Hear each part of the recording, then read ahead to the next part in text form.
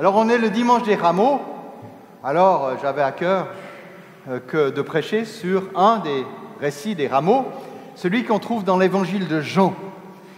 Et voilà, j'ai trouvé une jolie petite belle image, avec la question qui va nous être posée, et qui nous est logiquement posée au moment des Rameaux, c'est quel sujet de quel roi es-tu ? Il faudra savoir comment être le sujet du roi, puis de quel type de roi es-tu le sujet.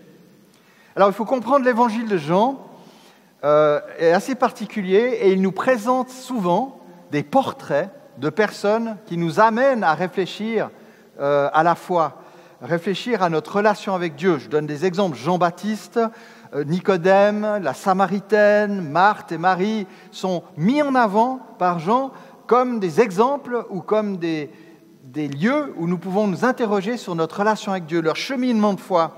C'est très important. Et l'évangile de Jean, je voudrais le rappeler, c'est à la fin de l'évangile, au chapitre 20, a un objectif avoué que nous voulons laisser nous atteindre aujourd'hui. Voilà ce que dit l'évangile. Ces choses ont été écrites afin que vous croyiez que Jésus est le Messie, le Fils de Dieu, et qu'en croyant, vous ayez la vie en son nom. Tout l'évangile cherche à nous convaincre, nous toucher, que Jésus est le Messie et que nous croyons en lui. Certains portraits, comme ceux des différents ennemis de Jésus, sont des contre-exemples. Donc, il y a aussi des portraits négatifs qui nous disent, ben voilà, surtout ce qu'il ne faudrait pas faire, ou surtout comment pas réagir. Jésus est appelé par Jean la lumière des hommes au début de l'Évangile. Il est la lumière des hommes, et cette lumière, elle a un double effet. Elle révèle la volonté de Dieu, mais elle révèle aussi la méchanceté des humains. Je cite tout au début de Jean, au versets 9 et 11 du premier chapitre. « Cette lumière était la vraie lumière qui, en venant dans le monde, éclaire tout être humain. Elle était dans le monde, et le monde a été fait par elle. Pourtant, le monde ne l'a pas reconnue. » D'autres versions disent « ne l'a pas reçue ». Donc la question que Dieu nous pose à travers tout l'évangile de Jean, c'est « Est-ce que tu as laissé Jésus, t'éclairer sur qui tu es ? Et à cette lumière, comment est-ce que tu reçois Jésus dans ta vie ?» Alors on va lire aujourd'hui l'épisode des Rameaux de l'évangile de Jean, bien sûr, où nous allons trouver 7 portraits, dont le central est le portrait de Jésus lui-même, comme notre exemple. Et chacun de ces portraits, c'est assez impressionnant, vient nous interpeller à sa manière. Il y a 2 portraits, bien sûr, négatifs, d'ennemis de Jésus. Les autres portraits, les autres personnes décrites sont un peu entre deux, souvent, ni bons ni mauvais, il y a à prendre et à boire et à manger. Mais tous ces portraits nous parlent au fond de nous-mêmes. Nous pouvons nous retrouver même chez le méchant dans nos mauvais jours et dans nos mauvais moments. Nous pouvons voir des réflexes en nous qui ont besoin d'être réformés par le Saint-Esprit. Donc on va se laisser interpeller en suivant ce texte avec cette question, quel sujet de quel roi es-tu ? Alors que le Saint-Esprit maintenant nous éclaire, je vais lire le texte en entier, c'est les versets 9 à 18 de Jean 12, et puis après on lira pas à pas chacun de ces portraits qui sont dans l'ordre. Une foule de Juifs, je suis dans la version second 21 au cas où, une foule de Juifs apprirent que Jésus était à Béthanie. Ils y vinrent non seulement à cause de lui, mais aussi pour voir Lazare qu'il avait ressuscité. Les chefs des prêtres décidèrent de faire mourir Lazare, parce que beaucoup de Juifs les quittaient et croyaient en Jésus à cause de lui. Le lendemain, une foule nombreuse de personnes venues à la fête apprirent que Jésus se rendait à Jérusalem. Elles prirent des branches de palmier et allèrent à sa rencontre en criant « Hosanna, béni soit celui qui vient au nom du Seigneur, le roi d'Israël !» Jésus trouva un ânon et s'assit dessus, conformément à ce qui est écrit « N'aie pas peur, fille de Sion, voici ton roi qui vient, assis sur le petit d'une ânesse. » Sur le moment, ses disciples ne comprirent pas ce qui se passait. Mais lorsque Jésus fut dans la gloire, ils se souvinrent que ces choses étaient écrites à son sujet et qu'on les avait faites pour lui. Tous ceux qui étaient avec Jésus quand il avait appelé Lazare à sortir du tombeau et l'avait ressuscité lui rendaient témoignage. C'est aussi la raison pour laquelle la foule vint à sa rencontre, parce qu'elle avait appris qu'il avait fait ce signe miraculeux. Et dernier portrait, les pharisiens se dirent donc les uns aux autres, « Vous voyez donc que vous ne gagnez rien, voici que tout le monde se met à le suivre. » Amen. Alors on va aller de portrait en portrait. Les premiers, voilà, c'est bien affiché, merci Gad, ce sont les curieux. Je reprends le texte. « Une foule de Juifs apprit que Jésus était à Béthanie, et ils y vinrent non seulement à cause de lui, mais aussi pour voir Lazare qu'il avait ressuscité. » Alors Béthanie, c'est un village à environ 6 kilomètres à l'est de Jérusalem, dont il est séparé par le mont des Oliviers. Vous avez Jérusalem, le mont des Oliviers, et Béthanie de l'autre côté. Voilà. À Béthanie, c'est là qu'habitent Marthe, Marie et Lazare, qui a vécu, qui est mort et qui est revenu à la vie à Béthanie. Hein. Puis il est mort un autre jour, on ne sait pas quand. Ce ne sont sans doute pas les chefs des prêtres qui l'ont eu, hein, mais voilà. Voilà. Heureusement qu'ils n'ont pas pu porter tout leur plan à exécution. Jésus, donc, dans ce début de texte, avait ramené Lazare à la vie, et l'évangile de Jean relie, c'est ça qui est intéressant ici, relie ce miracle incroyable du retour à la vie de Lazare au succès du Seigneur et à la fête qu'on lui fait dans cet épisode des rameaux. Juste avant notre récit, très intéressant, Marie a versé du parfum sur les pieds de Jésus, que Jésus voit comme annonçant les soins qu'on apporterait à son corps, à son cadavre, une fois mort. Un peu comme pour l'embaumement. Il y voit un signe avant-coureur de sa mort prochaine. Hein. Et donc, ça montre, et ça éclaire l'épisode qu'on vit, déjà, du fait que Jésus sait très bien que, malgré la fête qu'on va lui faire, c'est vers la croix qu'il se dirige. Mais notre récit, donc, brosse ici un premier portrait qui contraste avec cette perspective de la croix. Il s'agit d'une foule de Juifs qu'on peut comprendre comme des gens qui viennent de Jérusalem. Juif a beaucoup de sens, ces gens. Des fois, c'est les adversaires de Jésus, des fois, c'est simplement des gens de Judée. Donc, c'est des Judéens.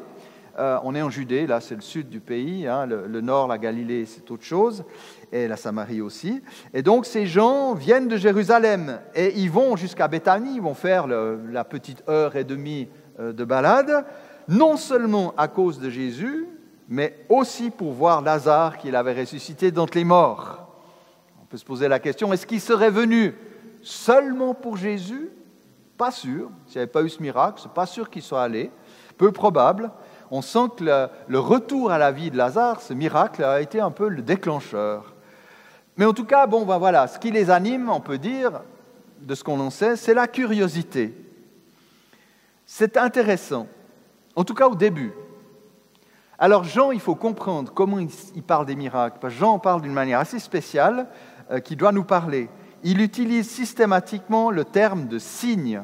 Il n'utilise pas le mot miracle. Vous pouvez regarder dans votre évangile, vous ne trouverez pas le mot miracle. Par contre, il est question de signe, parce que pour Jean, et de toute façon pour Dieu, hein, dans toute sa Bible, mais Jean le souligne, le miracle a pour but d'être un signe pour montrer Jésus, ou pour montrer Dieu. C'est comme un panneau indicateur. Le miracle, je dois comprendre par le miracle qui est Dieu. Hein. Et la fascination pour un prodige, ou la curiosité ici, devrait toujours amener les gens à mettre leur foi en Jésus. Ici, le signe de Lazare attire les curieux. Mais est-ce qu'ils vont faire le pas suivant ?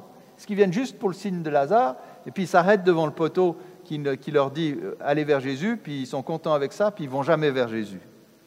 Alors, on peut être rassuré parce que 2 versets plus loin, on l'a lu, l'Évangile nous dit que beaucoup de Juifs croyaient en Jésus. D'ailleurs, ça contrarie les adversaires du Christ. Certains de ces Juifs ont été au-delà de la curiosité et ont emprunté le chemin de la foi. Ça a commencé avec la curiosité et ça a amené à la foi. Alors nous aussi qui croyons que Jésus agit aujourd'hui, on a eu des prières qui allaient dans ce sens, On a aussi des prières qui disaient « Tu n'agis pas toujours comme je m'attendrais, c'est normal, tout ne se passe pas comme on le voudrait, mais il y a des fois où il y a des interventions du Seigneur dans notre vie, nous en avons vu, nous en avons entendu, et nous nous en réjouissons. Et nous croyons que Jésus agit toujours en puissance. Aujourd'hui, il guérit encore, il change les vies encore. Et nous qui avons vu des miracles, est-ce que nous en restons seulement à être de simples curieux, qui dansent de joie parce qu'il y a des miracles, mais qui ne vont pas plus loin ? Désirer voir des prodiges reste un souhait enfantin et futile si nous ne voulons pas d'abord non seulement voir Jésus et ses miracles, mais le suivre, lui obéir, le reconnaître comme le roi de notre existence. Alors c'est bien d'être curieux, c'est bien d'être fasciné, mais il faut aller plus loin. Deuxième tableau, ce sont les violents. Les chefs des prêtres décidèrent de faire mourir aussi Lazare parce que beaucoup de Juifs les quittaient et croyaient en Jésus à cause de lui. Alors on ne sait pas où ils se trouvent, ces chefs des prêtres. Ce n'est pas sûr du tout qu'ils se soient déplacés à Béthanie. Qui sont-ils, ces chefs des prêtres ? Des fois, on mélange tout. Ces adversaires de Jésus, il y a 2 sortes ici. Ici, ce sont les responsables du culte. Ce sont des hommes de pouvoir qui coopèrent avec l'Empire romain pour administrer la province de Judée. Donc, c'est des hommes politiques, si vous voulez, politico-religieux. Et beaucoup de ces chefs des prêtres appartiennent au parti des Sadducéens. Les Sadducéens sont des spécialistes des rituels, mais c'est aussi des gens qui ne croient pas en la résurrection d'entre les morts, ils ne croient pas non plus aux anges et aux réalités spirituelles. C'est des gens très terre-à-terre, quasi rationalistes, attachés à la tradition, mais qui rejettent les pharisiens sur ce plan-là, concernant le monde spirituel et la réalité de la résurrection d'entre les morts. Alors dans leur cas, le miracle de Lazare est le révélateur de leur méchanceté. Et Lazare, revenu d'entre la mort, démontre que leur théologie, que leur théorie de ne pas croire en la résurrection ne tient pas la route. Leur théologie est mise en porte-à-faux par le fait que Lazare est ressuscité, est revenu à la mort, à la vie. Et donc, assez logiquement, à cause de Lazare, il y a des gens qui s'éloignent de ce parti des Sadducéens, des chefs des prêtres. Pour ces chefs de prêtres, que les gens s'en aillent, ce n'est pas seulement qu'ils changent de synagogue ou d'église, dirions-nous aujourd'hui. Ce n'est pas qu'ils changent juste un petit peu de clan, mais ces gens échappent à leur pouvoir politique. Donc, pour reprendre ce pouvoir, ils veulent faire cesser la cause de ces conversions de Juifs qui se tournent vers Jésus. Donc, on s'attaque à la cause, il faut tuer Lazare. À la vie rendue par Jésus, à cause de leur peur de perdre le pouvoir, eux, ils répondent par la mort. Jésus redonne la vie à Lazare et les autorités politico-religieuses veulent tuer Lazare. Vous voyez là, la confrontation, elle est frontale. Ces chefs religieux n'ont aucune once de remise en question. Même le plus grand miracle ne peut pas convaincre leur cœur mauvais. Vous connaissez sans doute la parabole du pauvre Lazare et du riche, où à la fin c'est écrit que même si quelqu'un ressusciterait d'entre les morts, il ne convaincrait pas les incrédules. Et ce genre de réaction contre la vie, contre l'Évangile, a parsemé l'histoire du salut. Dans l'Ancien Testament, les prophètes de Dieu ont souvent été persécutés et même mis à mort par de mauvais prêtres, de mauvais rois et de mauvais prophètes. C'est une histoire qui parsème l'histoire d'Israël. Ça a commencé avec Abel, le premier martyr, le premier témoin, le premier juste mis à mort. Et Jésus s'inscrit dans cette ligne. Mais aussi dans l'histoire de l'Église, les mouvements de renouveau, de réveil, de réforme ont été souvent l'objet de mauvais traitements et de persécutions, y compris par les représentants d'un christianisme établi, d'un christianisme politique. Tout cela par peur de perdre du pouvoir sur les gens et sur les esprits. Quand le Seigneur suscite un mouvement de renouveau, ça échappe au pouvoir des institutions. Et la réaction est souvent destructrice. Alors quand nous avons, parce qu'il faut se mettre un peu à la place des méchants, nous aussi, quand nous avons l'impression de perdre du pouvoir, notre réaction peut parfois être vive, violente, parce que nous sommes vexés, parce que les choses nous échappent. Et c'est là que nous devons demander à l'Esprit Saint de nous remettre en question quand le Seigneur nous bouscule. Il faut apprendre à remettre à Jésus le pouvoir de notre vie, sinon, croyons le tenir, nous allons paniquer chaque fois que nous pensons le perdre.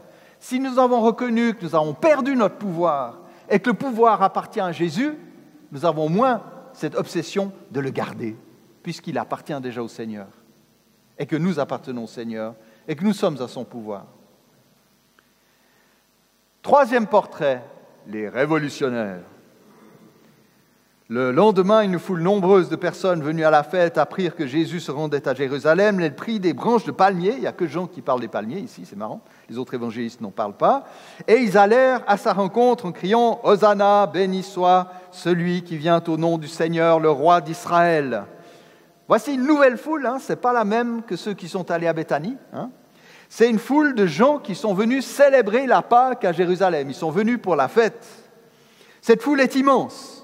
Un historien juif contemporain de Jésus du 1er siècle, Flavius Joseph, très connu, parle même de 2 700 000 pèlerins à Jérusalem. Alors, c'est sans doute exagéré, c'est, je pense même physiquement impossible, mais on peut quand même considérer que plusieurs dizaines de milliers de Juifs montaient à la fête de la Pâque.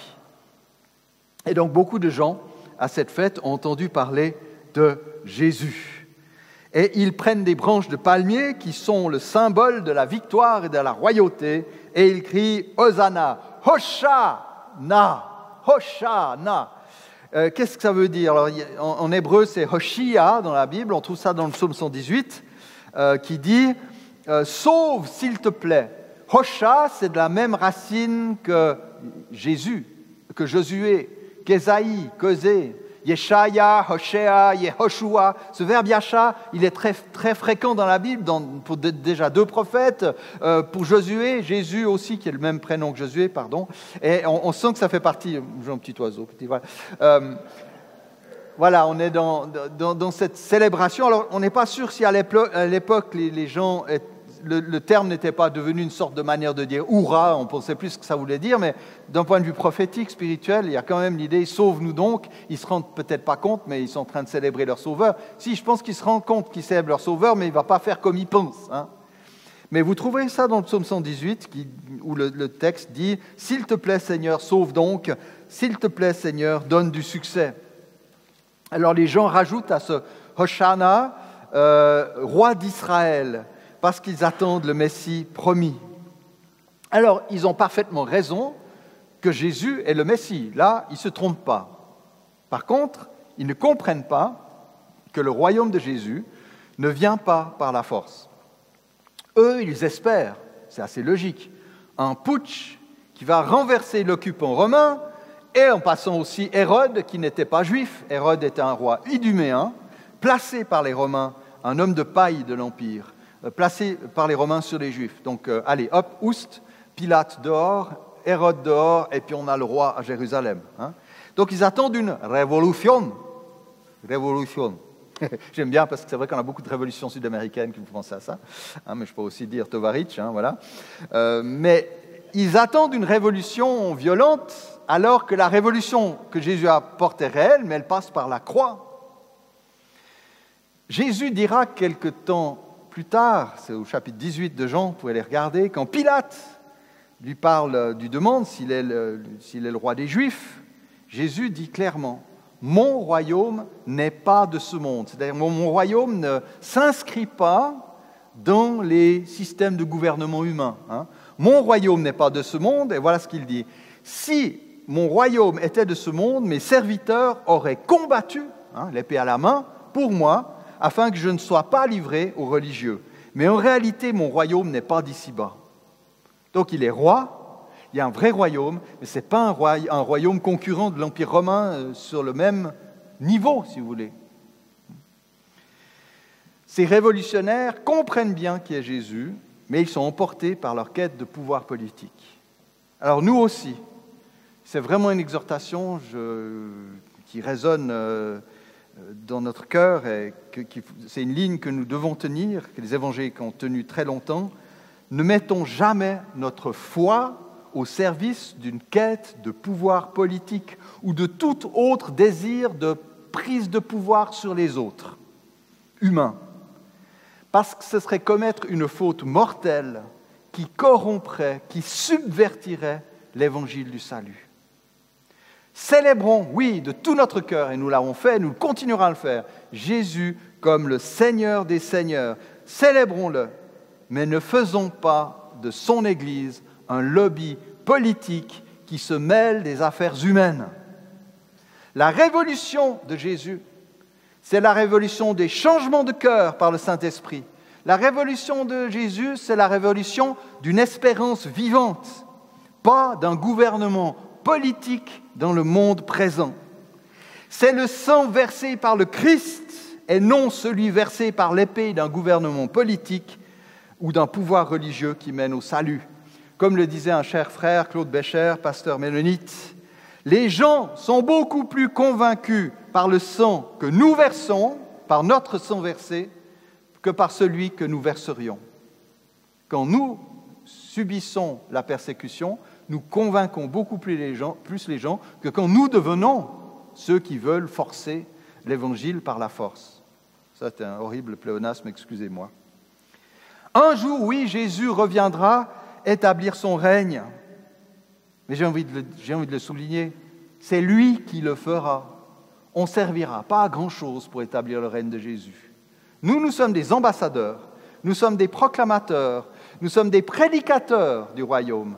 Mais c'est Jésus qui établira son règne. Et ne nous prenons pas pour Jésus pour vouloir établir son règne sur terre. Nous trahirions notre Seigneur. Nous voudrions établir quelque chose dans un temps qui ne nous appartient pas et par des moyens qui ne nous appartiennent pas. Et à la suite de ça, on a le portrait de Jésus qui vient encore renforcer cette vision-là. Permettez, je vais prendre un petit verre d'eau. Je bénis la personne qui m'a donné un verre d'eau. Relisez Matthieu 25, cette personne est sauvée. J'ai eu soif, vous m'avez donné à boire, c'est formidable. Jésus trouva un ânon et s'assit dessus, conformément à ce qui est écrit. « N'aie pas peur, fille de Sion, voici ton roi qui vient, assis sur le petit d'une ânesse. » Alors, à la différence des autres évangiles, Jean ne décrit pas comment les disciples ont été envoyés par Jésus, ont trouvé l'âne, etc. Là, il n'y a pas du tout ça. Jean se concentre sur le fait que Jésus accomplit la prophétie qu'on trouve dans le livre de Zacharie. Zacharie 9,9, pour ceux qui veulent chercher. Et il faut savoir à l'époque qu'un âne n'était pas une monture royale. Même si dans les temps anciens, il l'avait été, du temps des juges, du temps du roi David, mais à partir de Salomon, la monture royale, c'est le cheval. Et si Jésus avait voulu entrer comme un roi puissant, il serait venu sur un cheval, ou avec un char, ou en marchant devant une légion ou deux. Mais Jésus manifeste ici avec un animal qu'on ne va pas utiliser sur un champ de bataille. Je n'ai pas vu beaucoup d'histoires de charges d'âne dans les histoires d'Antiquité. Je ne pense pas que ça marcherait très très bien. Déjà la moitié ne voudrait pas charger, ce serait compliqué. Non, c'est un animal finalement assez doux, assez humble. En plus, il prend un ânon. Et Jésus manifeste ici que son règne va s'établir dans l'humilité et la non-violence. Ce qu'il dira Pilate plus tard, Le verset de Zacharie, d'ailleurs, qui suit ce verset qui est cité par Jean, nous éclaire beaucoup sur le règne de Dieu. Voilà ce qu'il dit. Zacharie 9, 10, cette fois. « Je supprimerai les chars de guerre d'Éphraïm et les chevaux de guerre de Jérusalem. Les arcs de guerre seront brisés. Il annoncera la paix aux nations. Il dominera d'une mer à l'autre depuis l'Euphrate jusqu'aux extrémités de la terre. » La domination sans la violence, par autre chose que les chevaux, les chars et les arcs. Si ce portrait central de notre récit nous montre le chemin d'humilité que notre propre roi a emprunté, eh bien, nous devons tirer une leçon pour nous-mêmes. Face aux empires et aux tyrans de ce monde qui cherchent à dominer, à asservir, à humilier, à contraindre, Jésus nous demande de l'imiter. L'humilité, le service, l'amour, qui peut aller jusqu'à l'acceptation du martyre, sont le chemin par lequel la communauté chrétienne va amener la paix aux nations. Nous devons présenter l'alternative du règne de Jésus à tous les pouvoirs de ce monde. Ensuite, 5e portrait, oui, il y en a 7 portraits, ça fait pas mal, hein. On arrive avec des gens avec qui on s'identifiera facilement, ce sont les ignorants. Sur le moment, ses disciples ne comprirent pas ce qui se passait, mais lorsque Jésus fut dans sa gloire, ils se souvinrent que ces choses étaient écrites à son sujet et qu'on les avait faites pour lui. Les disciples sont avec Jésus, ils le servent, mais ils ne comprennent pas la portée de ce qui est en train d'arriver. Plusieurs fois, l'évangile de Jean souligne que les disciples ne prendront la mesure de ce qu'ils ont vécu qu'après la mort et la résurrection de leur maître. Et je trouve leur exemple touchant. Ils suivent Jésus sans toujours comprendre, sans tout savoir, mais ils suivent Jésus. Et nous aussi, allez, un peu d'humilité. On ne peut qu'être humble. Nous aussi, nous ne saisissons pas toujours le sens de ce qui nous arrive. Et j'ai toujours un peu peur avec les chrétiens qui expliquent tout ce qui leur arrive. Oui, je me suis encoublé au milieu de la nuit dans le tapis, mais c'est parce que le diable il avait un plan, puis que Jésus voulait me rattraper. Et puis, il y a 3 anges qui chantaient dans le ciel, et puis ça voulait dire que je dois annoncer l'évangile à Persépolis. Peut-être non, j'ai juste promené la nuit, je me suis encoublé dans le tapis, c'est tout. Et puis, il n'y a pas d'explication mystique, donc je ne sais pas toujours ce qui m'arrive. Paul l'explique aux Corinthiens. En Corinthiens 13, il dit « Aujourd'hui, nous voyons au moyen de miroirs », puis à l'époque, les miroirs, c'était juste du bronze un petit peu poli, donc on ne voyait pas très très bien. Hein. « Aujourd'hui, nous voyons au moyen de miroirs, de manière peu claire, mais alors, à la fin des temps, nous verrons face à face. Aujourd'hui, je connais partiellement, mais alors je connaîtrai complètement tout comme j'ai été connu. » Si vous voulez, c'est un fait, nous sommes toujours en partie des ignorants.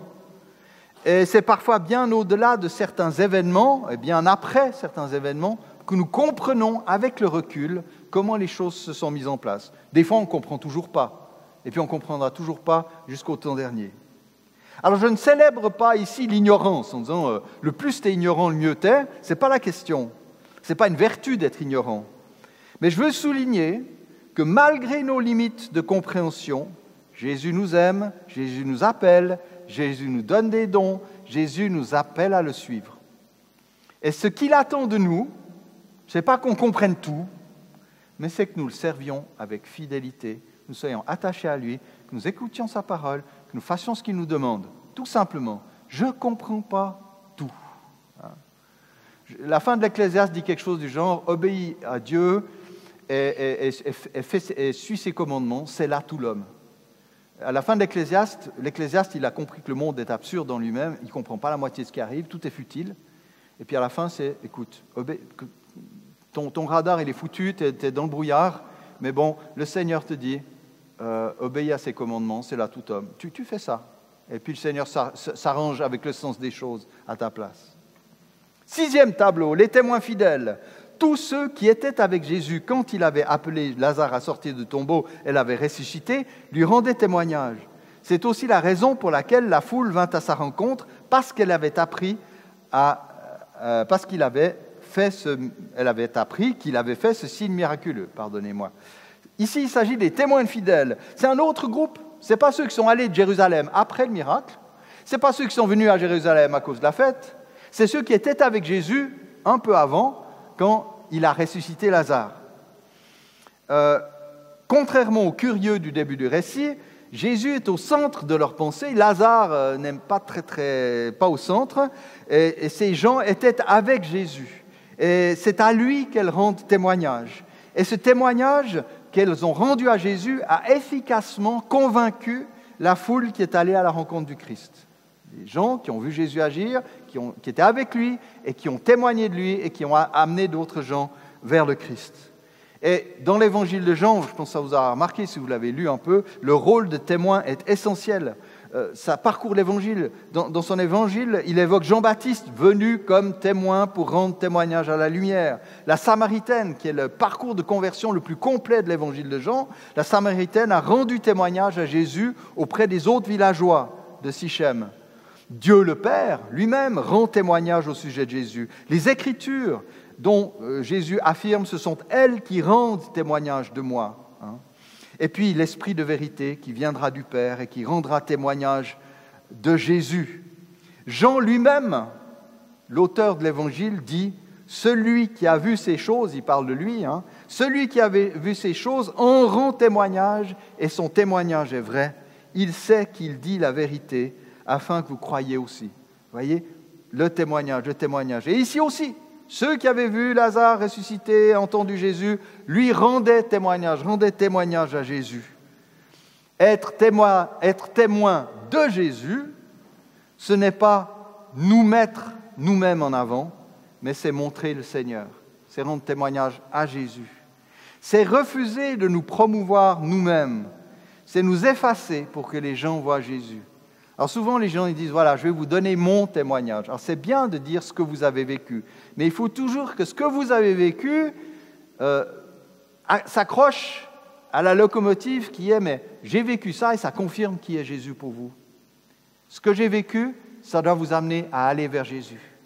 Ce n'est pas tellement ce qui m'est arrivé qui est important, c'est ce qui va vous arriver si vous allez vers Jésus.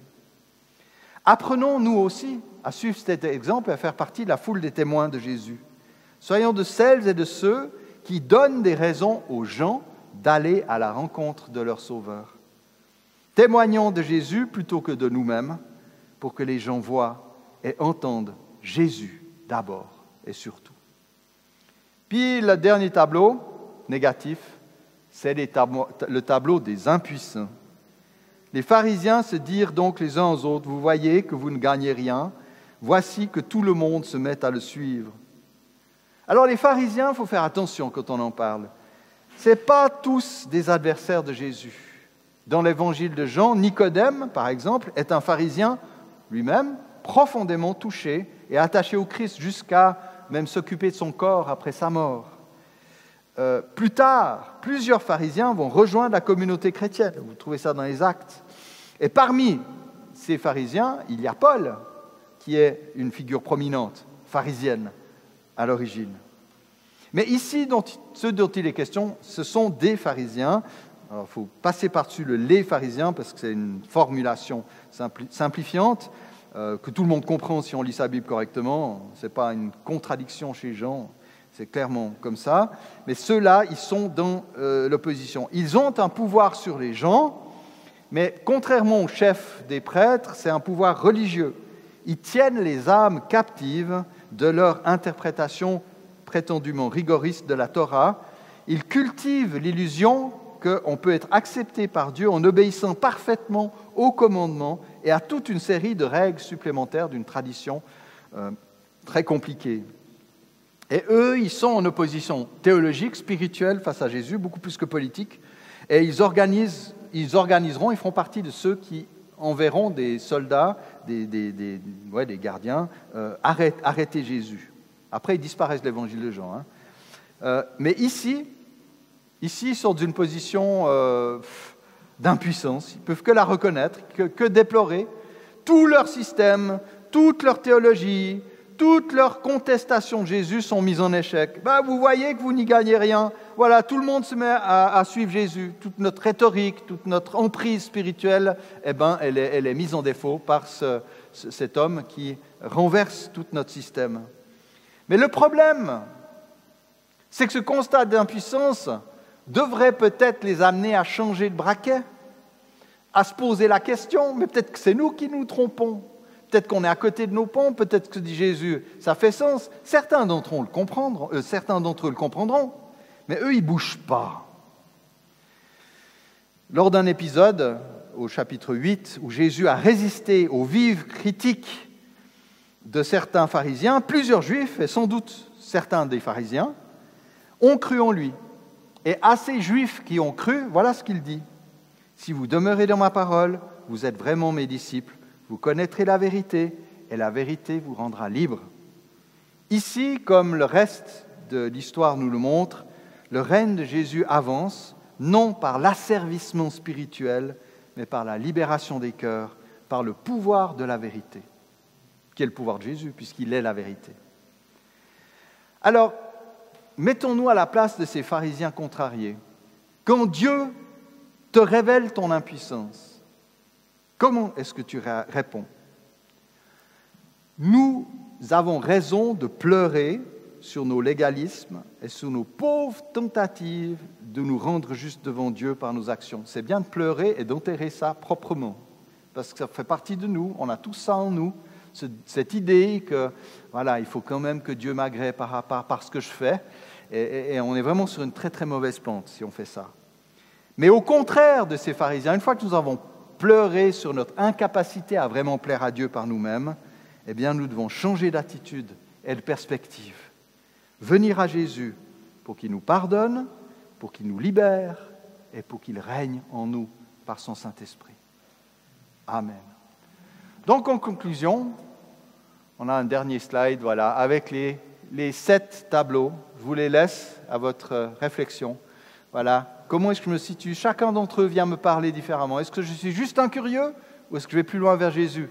Est-ce que je fais partie de ces gens violents qui, quand ils sont contrariés, cherchent à éliminer ou passer en force plutôt qu'à prendre un chemin de repentance? Est-ce que je suis un révolutionnaire qui ait confondu le royaume de Jésus avec un royaume politique humain?